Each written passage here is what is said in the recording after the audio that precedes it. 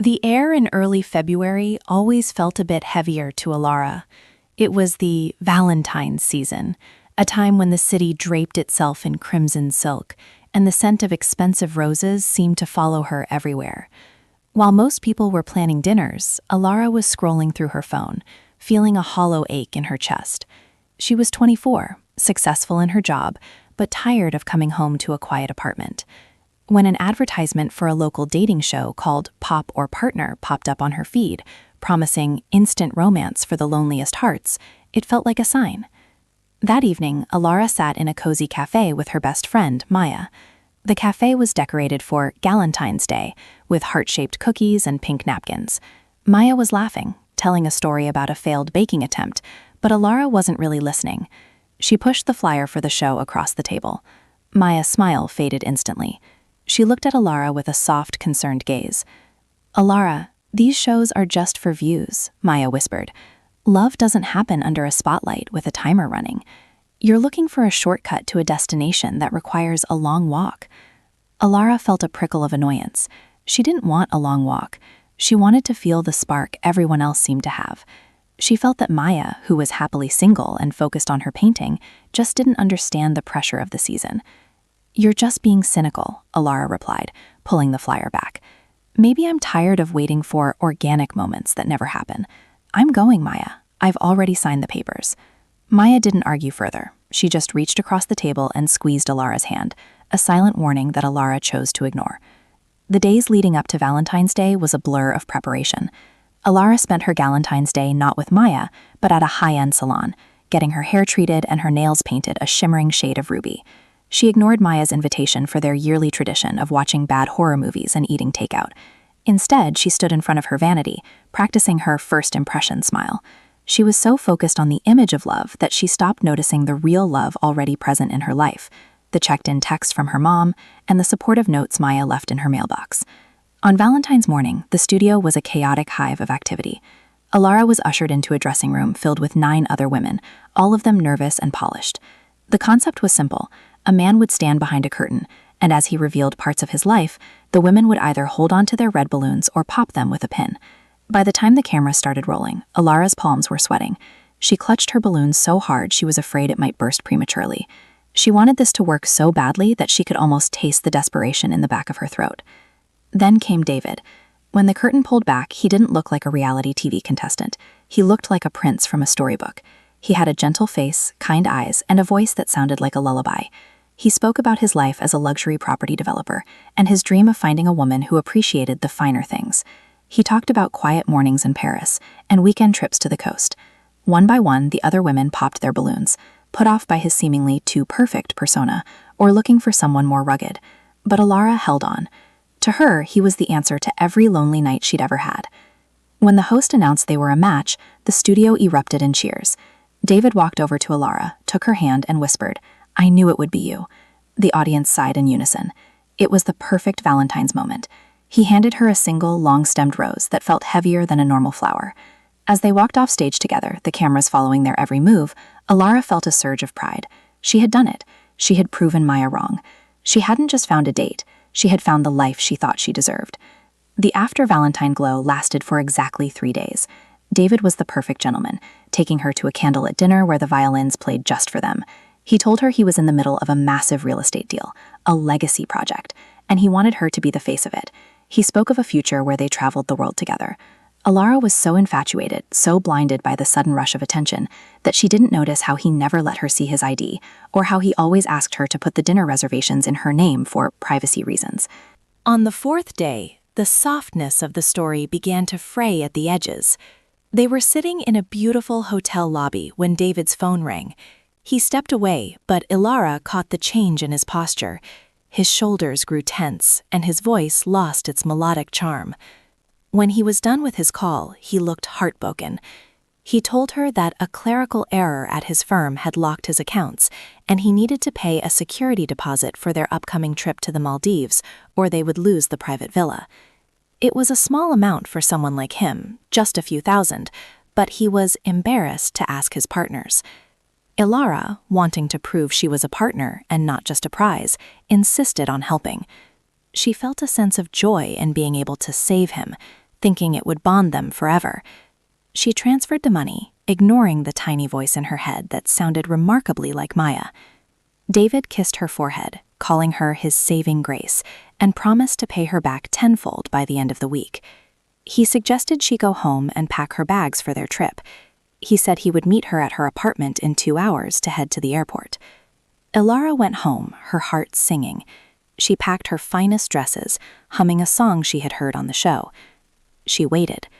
2 hours passed, then 4, then 6. The sun went down, casting her bedroom in a cold blue light. She called David's phone, but it went straight to voicemail. She checked the show's social media page, and her heart stopped. A post had been uploaded by another contestant, a girl who had popped her balloon early.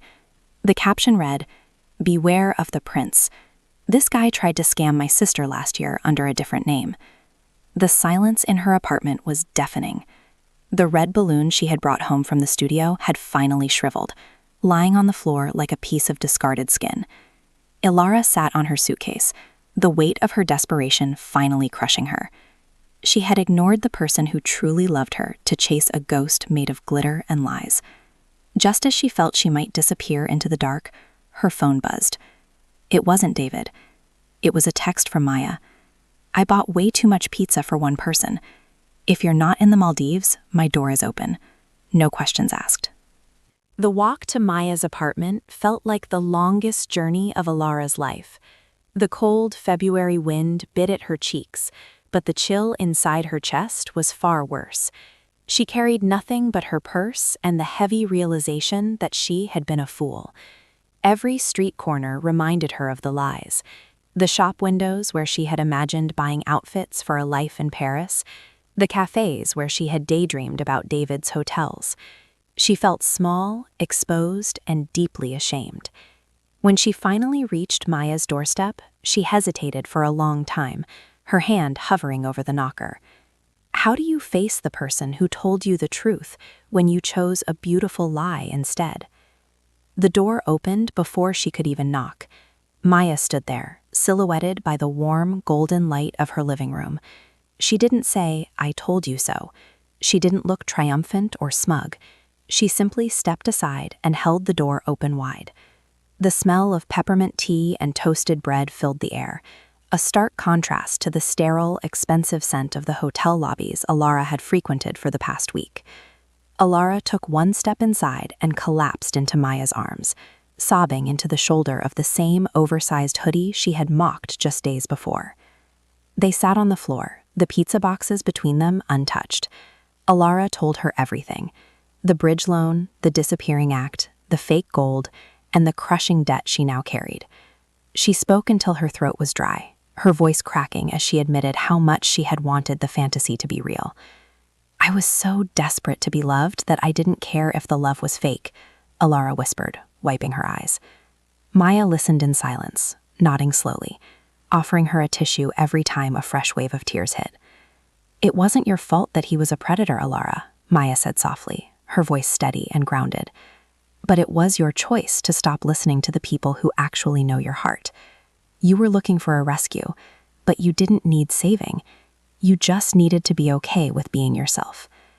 The words stung, but they were the first honest things Elara had heard in weeks. The Valentine magic had been a drug, and now that the high was gone, the withdrawal was painful but necessary. As the night turned into the early hours of the morning, the two friends began to look through Elara's banking apps. The damage was significant. The small favor David had asked for had wiped out her emergency fund and put her deep into the red. Desperation had turned into a mathematical problem. They realized that David, or Marcus, or whatever his name really was, had used a sophisticated social engineering tactic, preying on the heightened emotions of Valentine's Day to make their victims feel like they were part of a grand romance that required a grand sacrifice. The next morning, the after-Valentine reality set in. They went to the local police station to file a report. It was a humiliating experience. The officer behind the desk had seen it all before. Romantic fraud, he called it. He told them that these scammers often target people on reality shows or dating apps during the holidays because they know people are more likely to ignore red flags in favor of a holiday miracle. Elara felt a pang of sadness as she realized she was just a statistic in a file folder, a girl who wanted a rose and got a thorn. However, amidst the sadness, there was a flicker of hope. Maya helped Elara set up a plan to work extra shifts and consolidate her debt. They spent the weekend clearing out Elara's apartment of everything that reminded her of the show. They popped the remaining decorative balloons, and this time the sound didn't feel like a rejection. It felt like a release. Elara realized that the glittering life David had promised was just a cage made of glass, and she was finally breaking out of it. By the end of the week, Elara was exhausted but felt a strange sense of peace. She wasn't traveling to the Maldives, and she didn't have a prince, but she had a friend who stayed up until 3 a.m. to help her calculate interest rates. She realized that real love isn't a televised event or a scripted monologue. It's the person who brings you tea when your world falls apart and doesn't ask for a deposit in return. A month later, Elara received a small envelope in the mail with no return address. Inside was a single dried rose petal and a note that read, "The best actors always know when to leave the stage. Thanks for the performance." There was no money, no apology, just the cold reminder of the deception. Elara didn't cry this time. She walked to the kitchen, dropped the note into the trash, and went back to her drawing board. She was finally designing her own life, and this time she was building it on a foundation of truth, not a burst of air. Exactly 1 year had passed since the red balloons had burst and the stage lights had dimmed. The city was once again draped in the familiar crimson of February, but for Elara, the scenery felt different. She no longer felt like a spectator looking through a glass window at a party she wasn't invited to. Instead of a silk dress that cost a month's rent, she wore a comfortable sweater and paint-stained jeans. She had spent the last 12 months working 2 jobs, slowly chipping away at the debt Julian, or Marcus, had left behind. It hadn't been a fairy tale year. It had been a year of budgets, bus rides, and hard work. But it had also been a year of restoration. Her apartment, once a shrine to the perfect image, was now a chaotic, beautiful studio. She had finally started her own small interior styling business, focusing on making small spaces feel like homes. She wasn't designing hotels in Milan, but she was helping real people find comfort in their own corners of the world. Every time she felt a flicker of the old desperation, the urge to compare her life to a filtered image on a screen, she would look at the framed photo on her desk, a picture of her and Maya at a park, both laughing so hard their eyes were closed.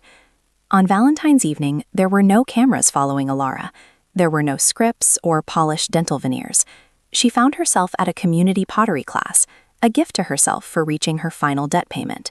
The room was warm, smelling of wet earth and lavender.